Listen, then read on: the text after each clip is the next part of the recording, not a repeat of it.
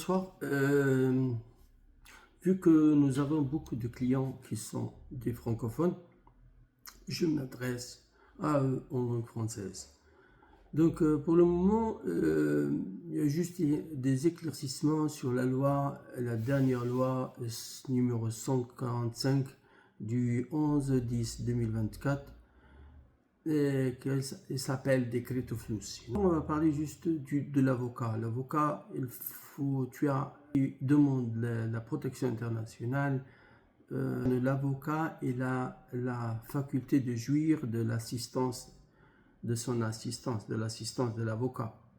L'avocat ne peut pas être payé par vous dans le cas où vous avez gagné, votre revenu annuel est inférieur à 2800 et donc, une chose très importante, toujours dans cette loi, nouvelle loi, ou DL, c'est pas une loi, c'est un décret de loi.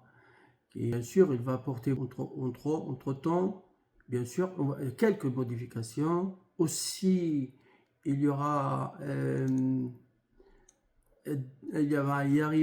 arriver aussi un circulaire qui va expliquer le contenu du ce DL. Donc on attend toujours, on est en train de vous donner juste des éclaircissements un petit peu de ce qu'on a compris.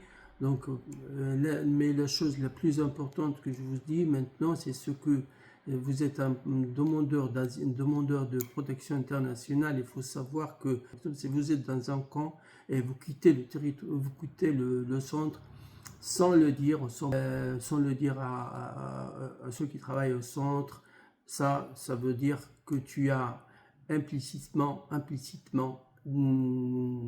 renoncé à votre demande de protection internationale. C'est très important.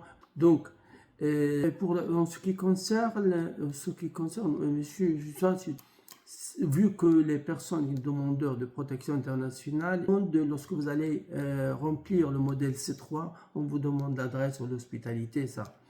L'adresse, en général, là où on vous envoyer les lettres, vous avez un CUI. CUI, C-U-I, c'est un codice unique identificatif, non?